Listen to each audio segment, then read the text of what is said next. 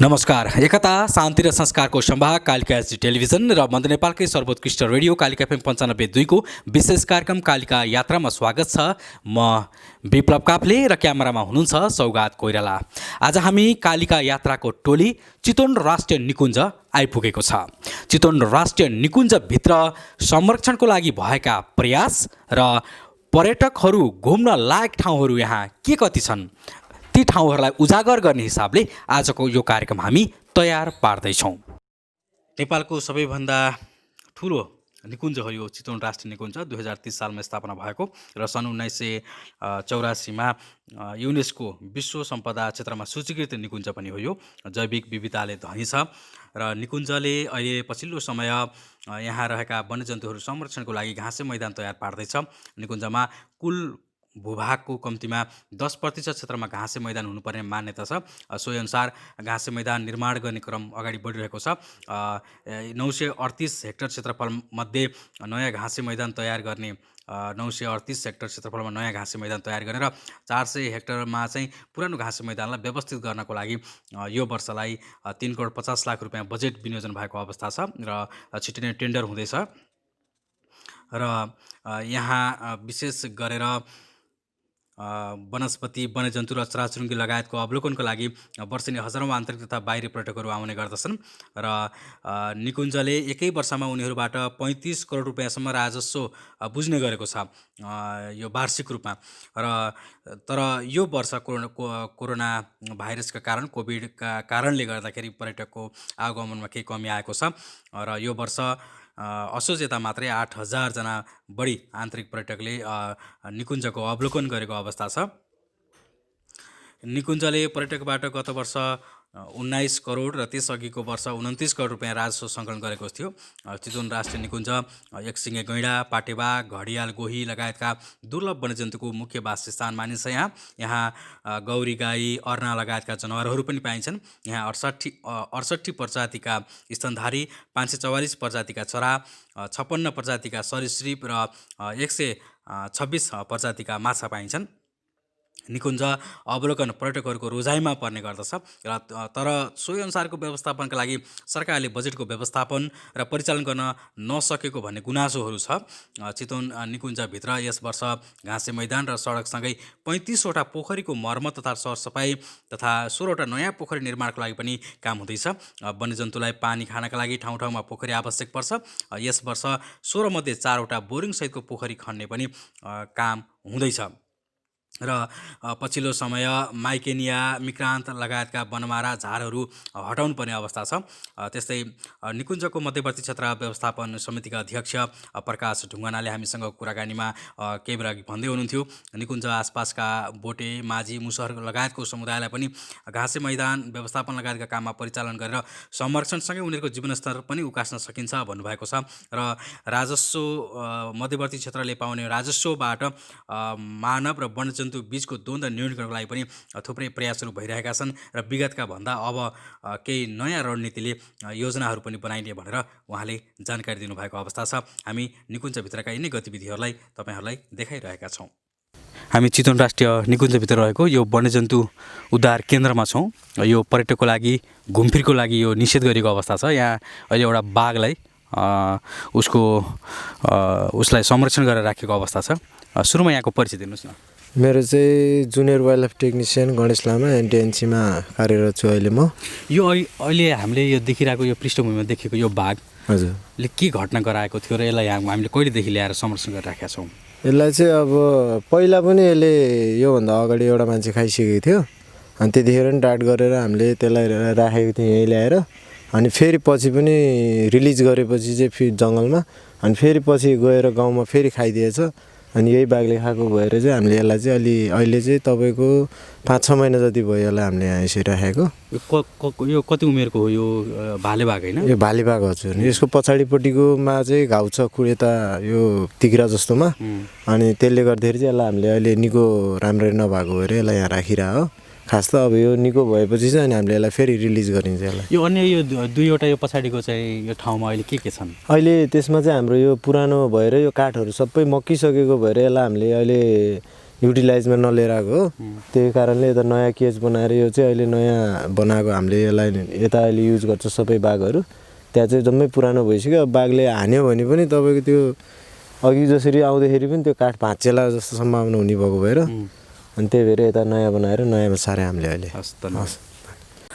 हामी यो चितवन राष्ट्रिय निकुञ्जभित्र रहेको यो गिद्ध संरक्षण केन्द्रमा छौँ। यहाँ चाहिँ गिद्ध यतिखेर ओथारो बसिरहेका छन् होइन, के कति छन् थोरै भनिदिनु त ब्याकग्राउन्डमा। अहिले हाम्रो चाहिँ अब यहाँ गिद्ध 30वटा छ ए र बी ब्लक गरेर।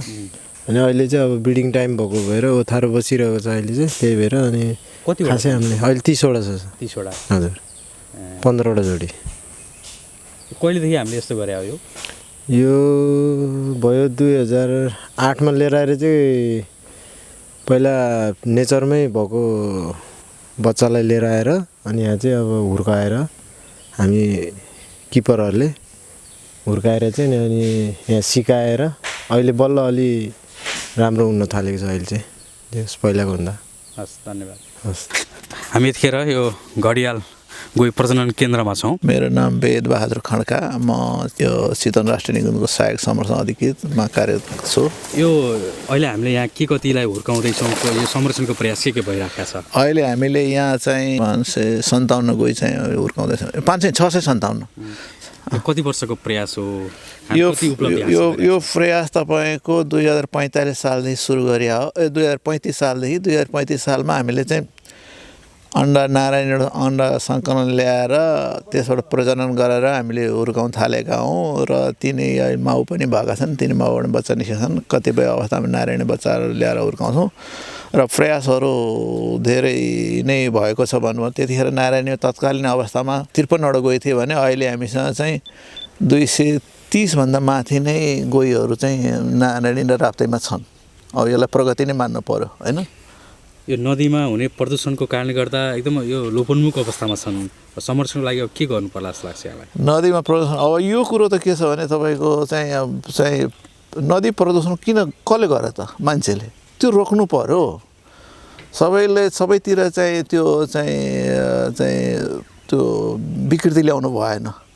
हाम्रो फोहोरहरू चाहिँ नदीमा लगेर त किन हाल्ने? त्यो कुरो रोक्नु पर्यो। त्यो कुरो मेन रोक्यो भने हामी कुराहरू घडियाल बचाउन सकिन्छ, नभए सकिन्न। यति बेला चितवन राष्ट्रिय निकुञ्जका प्रमुख संरक्षण अधिकृत अणनाथ बराल हामीसँग हुनुहुन्छ। यहाँलाई कालिका यात्रामा स्वागत छ। हस् धन्यवाद सर। यो पछिल्लो समय कोभिड-19 को कारणले गर्दा चितवन राष्ट्रिय निकुञ्ज भित्रिने पर्यटकको सङ्ख्यामा भारी गिरावट आएको अवस्था छ। अब के गर्दै हुनुहुन्छ यहाँहरूले? यो चितवन राष्ट्रिय निकुञ्ज मात्रै नभएर संसारभर नै, नेपालभर नै र त्यसपछि चितवनमा पनि सबै ठाउँमा नै पर्यटकहरूको चाहिँ सङ्ख्या त व्यापक रूपमा घटेको छ कोभिड-19 को कारणले गर्दाखेरि। त्यसलाई चाहिँ त्यो सङ्ख्या बढाउनको लागि त हामीले जुन निकुञ्जले पर्यापर्यटनको लागि दिने सुविधाहरू त्यसलाई चाहिँ समयमा नै हामीले सुचारू गरेका छौँ र स्थानीय जुन पर्यटन व्यवसायी हुनुहुन्छ उहाँहरूलाई गुणस्तरीय पर्यटन दिने कुरोमा हाम्रो तर्फबाट साथ सहयोग सधैँ रहन्छ।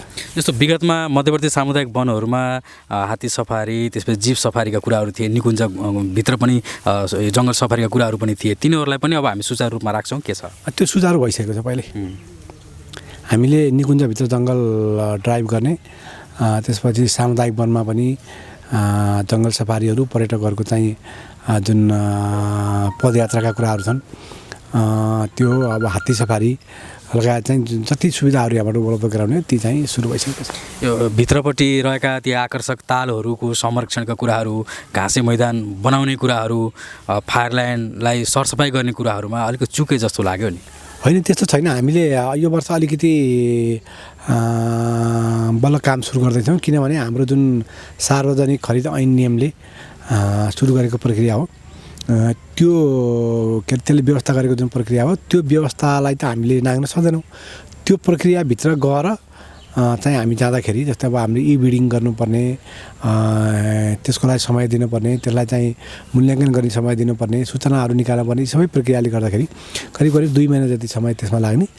त्यसले गर्दाखेरि थोरै ढिलो भएको, तर हामी काम अब सुरु गरिसकेका छौँ हामीले। यो जङ्गली जनावरहरू बिस्तारै निकुञ्ज बाहिर आउने, सामुदायिक वनहरूमा छिर्ने क्रम बढिराखेको छ नि, यसलाई कुन सङ्केतमा हेर्नु भएको छ यहाँले? यस्तो छ, अब निकुञ्ज धेरै ठुलो छ हामीले त्यहाँ घाँसे मैदानहरू त बनाउँछौँ, तर चाहिँ सामुदायिक वन र अझ सामुदायिक वन वरिपरिका स्थानीय समुदायका चाहिँ खेतबारी छन्, त्यहाँ मिठो कुरो खान पाइने। भित्रको चाहिँ अब घाँसभन्दा त्यहाँ बाहिर चाहिँ कलिला मकै, कलिला धान, गहुँहरू अथवा त्यहाँ चाहिँ करेसाबारीका चाहिँ तरकारीहरू, ती चाहिँ जनावरले मिठो मान्ने भयो, त्यो जसलाई पनि स्वाभाविक हिसाबले। अनि मिठो खान पल्केपछि नमिठोतिर भन्दा त्यतैतिर बढी ध्यान दिने चाहिँ गरिरहेको छ जनावरले।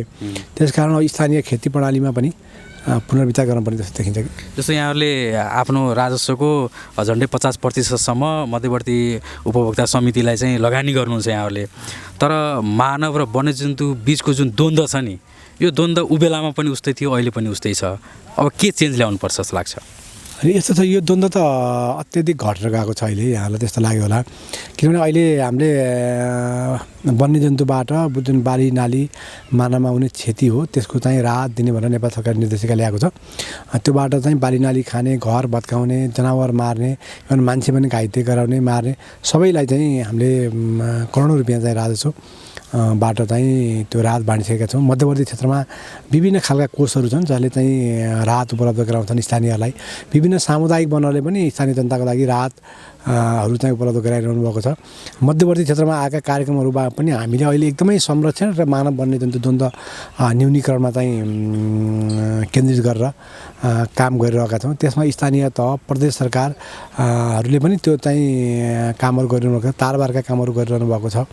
भित्र चाहिँ हामीले वासस्थान व्यवस्थापनका कामहरू गरिरहेका छौँ। अब चोरी शिकार नियन्त्रण युवा जागरण अभियान, उपभोक्ता समिति, सामुदायिक वन, स्थानीय अन्य चाहिँ संरक्षणमा लागेका व्यक्तित्वहरूले पनि त्यो कुरोलाई चाहिँ तपाईँको सपोर्ट गरिरहनु भएको छ द्वन्द्व घटाउनलाई। उहाँहरू चितवनको पहिचान गैँडा नै हो र गैँडासँग अब द्वन्द्व गर्न हुँदैन। निकुञ्जसँगको द्वन्द्व भनेको त गैँडा बाघसँगको द्वन्द्व हो। त्यो द्वन्द्वलाई चाहिँ अब लाभमा परिणत गर्नुपर्छ, यसलाई चाहिँ इन्सेन्टिभको रूपमा लिनुपर्छ, फाइदाको रूपमा लिनुपर्छ र पर्यटनबाट चाहिँ हाम्रो चितवनको नाम अझ अगाडि बढाउनुपर्छ भन्ने मनसायमा उहाँहरू रहेको, त्यो कुरो बुझेको र त्यतातिर लागेको देखिन्छ। त्यसले गर्दा द्वन्द्व चाहिँ व्यापक घटेको छैन। यो पछिल्लो समय गैँडा तस्कर गर्ने क्रम यो अब उकालो लाग्न लागेको जस्तो दृश्यहरू देख्न थाल्यो। एकताका एकदमै माथि थियो र त्यो गिरावटको आएको अवस्था थियो र अहिले चाहिँ अब बिस्तारै उकालो लाग्न लागेको हो कि भन्ने खालको देख्न थालेको छ। केही नयाँ रणनीतिहरू बनाउँदै हुनुहुन्छ तस्करहरूलाई समात्नको लागि?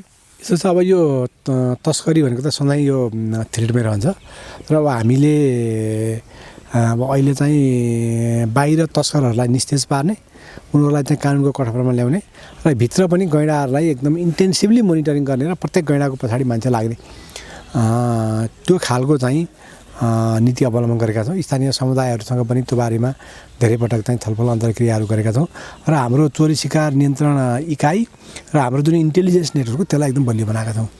जस्तो यहाँहरूले घडियाल संरक्षणको लागि प्रयास गरिरहनु भएको छ, गिद्ध संरक्षणको लागि प्रयास गरिरहनु भएको छ, घाइते जनावरहरूको पनि उद्धार गर्नको लागि त्यो उद्धार केन्द्र पनि सञ्चालनमा ल्याउनु भएको छ।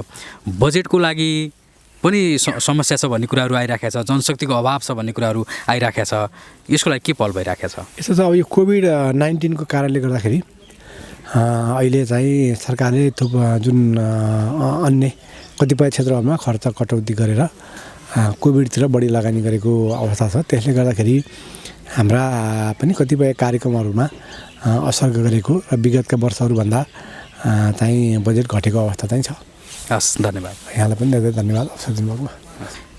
एकता, शान्ति र संस्कारको सम्भाग, कालिका एसडी टेलिभिजन र मध्य नेपालकै सर्वोत्कृष्ट रेडियो कालिका FM 95.2 को विशेष कार्यक्रम कालिका यात्रा। आज हामीले चितवन राष्ट्रिय निकुञ्जभित्रका गतिविधि र यो निकुञ्जभित्र भएका संरक्षणका प्रयासहरू र मानव र वन्यजन्तु द्वन्द्व न्यूनीकरणका लागि भएका गतिविधिहरूबारे यहाँलाई जानकारी गराउने प्रयास गऱ्यौँ।